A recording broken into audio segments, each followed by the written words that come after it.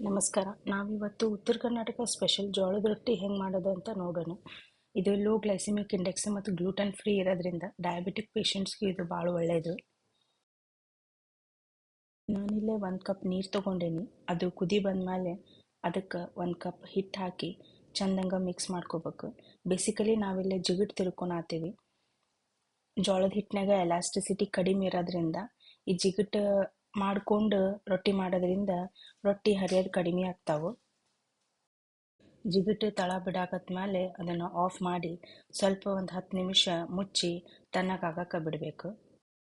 ಇನ್ನೂ ಸ್ವಲ್ಪ ಬಿಸಿ ಇರುವಾಗನ ಸ್ವಲ್ಪ ಜಿಗುಟು ತೊಗೊಂಡು ಅದಕ್ಕೆ ಹಿಟ್ಟು ಹಾಕ್ಕೊಂಡು ನಾನಿಲ್ಲಿ ನಾದ್ಕೊಳತ್ತೀನಿ. ಬೇಸಿಕಲಿ ಹಿಟ್ಟು ಹಾಕೋದ್ರಿಂದ ರೊಟ್ಟಿ ಚೀವಿ ಆಗೋದಿಲ್ಲ, ಸ್ವಲ್ಪ ಕ್ರಿಸ್ಪ್ ಬರ್ತಾವೆ. ಅವಶ್ಯಕತೆ ಇದ್ದಷ್ಟು ನೀರು ಚಿಮುಕ್ ಮಾಡಿಕೊಂಡು ಇಲ್ಲೇ ಹಿಟ್ಟು ನಾದ್ಕೋಬೇಕು ನಾವು. ಆಮೇಲೆ 2-3 ನಿಮಿಷ ಕಂಟಿನ್ಯೂಸ್ ಆಗಿ ಹಿಟ್ಟನ್ನ ನಾದಬೇಕು. ಹಿಂಗೆ ಮಾಡೋದ್ರಿಂದ ನಮಗೆ ರೊಟ್ಟಿ ಹರಿಯುವುದಿಲ್ಲ ಮತ್ತು ತೆಳ್ಳಗೆ ಬರ್ತಾವೆ. ಹಿಟ್ಟು ನಾದ್ಕೊಂಡು ಭಾಳ ಹೊತ್ತನ ಬಿಡಬಾರ್ದು. ಬಿಟ್ಟರೆ ಹಿಟ್ಟು ಮೆತ್ತಗಾಗಿ ರೊಟ್ಟಿ ಹರಿಯಕ್ಕೆ ಸ್ಟಾರ್ಟ್ ಆಗ್ತಾವೆ. ರೊಟ್ಟಿ ಮಾಡೋದಿತ್ತಂದ್ರೆ ಹಿಟ್ಟನ್ನ ಒಂದೇ ಸರ್ತಿಗೆ ನಾದ್ಕೋಬೇಡ್ರಿ.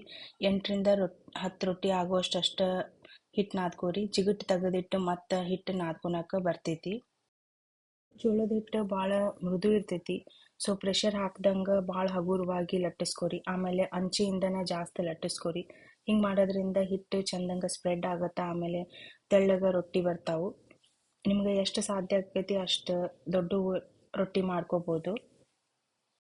ಆಮೇಲೆ ಅಂಚಿಯಿಂದ ಲಟ್ಸೋದ್ರಿಂದ ರೊಟ್ಟಿ ನಡು ದಪ್ಪ, ಸುತ್ತಲೂ ತೆಳ್ಳಗೆ ಆ ಥರ ಬರೋದಿಲ್ಲ. ಈವನ್ಲಿ ಸ್ಪ್ರೆಡ್ ಆಗಿರುತ್ತೆ ಹಿಟ್ಟು. ನಾವು ರೊಟ್ಟಿ ಲಟ್ಸೋವಾಗ ಕೆಳಗೆ ಹಿಟ್ಟು ಹಾಕಿ ಲಟ್ಟಿಸ್ಕೊಂಡಿರ್ತೀವಲ್ಲ ಆ ಸೈಡ್ನ ಮೇಲೆ ಮಾಡಿ ಬೇಯಿಸ್ಕೋಬೇಕು. ಒಂದು ಕಾಟನ್ ಕ್ಲಾತ್ ತಗೊಂಡು ನೀರನ್ನ ಚೆನ್ನಾಗಿ ಹಚ್ಕೋಬೇಕು. ಇದರಿಂದ ಜಾಸ್ತಿ ಏನಾದರೂ ಹಿಟ್ಟು ಹಚ್ಚಿ ಲಟ್ಸಿದ್ರೆ ಅದನ್ನು ತೆಗಿಯೋಕೆ ಈಸಿ ಆಗುತ್ತೆ. ಆಮೇಲೆ ಈ ಥರ ನಾವು ಬಬಲ್ಸ್ ಬಂದಮೇಲೆ ರೊಟ್ಟಿನ ತಿರುವಿ ಹಾಕಿ ಬೇಯಿಸ್ಕೋಬೇಕು. ರೊಟ್ಟಿನ ಯಾವಾಗಲೂ ಜಾಸ್ತಿ ಉರಿ ಒಳಗನೆ ಬೇಯಿಸ್ಕೋಬೇಕು. ಉರಿ ಯಾವಾಗಲೂ ಸಣ್ಣ ಮಾಡಬಾರ್ದು. ರೊಟ್ಟಿ ಮಾಡೋಕ್ಕೆ ಬರದೇ ಇರೋರಿಗೂ ಈ ಥರ ಲಟ್ಟಿಸಿ ರೊಟ್ಟಿ ಮಾಡೋದು ಈಸಿ ಆಗತ್ತೆ. ನಿಮ್ಗೇನಾದರೂ ಬಡದು ರೊಟ್ಟಿ ಮಾಡೋದು ವಿಡಿಯೋ ಬೇಕಂದ್ರೆ ಕಮೆಂಟ್ ಮಾಡಿರಿ, ನಾನು ಅದನ್ನು ವಿಡಿಯೋ ರೆಕಾರ್ಡ್ ಮಾಡಿ ಹಾಕ್ತೀನಿ. ರೊಟ್ಟಿನ ಈ ಥರ ಒತ್ತಿ ಎರಡು ಕಡೆ ಸ್ವಲ್ಪ ಚಂದಂಗೆ ಕಣ್ಣು ಬರುವಂಗೆ ಬೇಯಿಸ್ಕೋಬೇಕು. ಹಿಂಗೆ ಮಾಡೋದ್ರಿಂದ ರೊಟ್ಟಿ ಸ್ವಲ್ಪ ಕ್ರಿಸ್ಪೂ ಆಗ್ತಾವೆ. ಇಷ್ಟು ಹಿಟ್ಟು ಒಳಗೆ ನಾನಿಲ್ಲಿ 8-9 ರೊಟ್ಟಿ ಮಾಡ್ಕೊಂಡೀನಿ.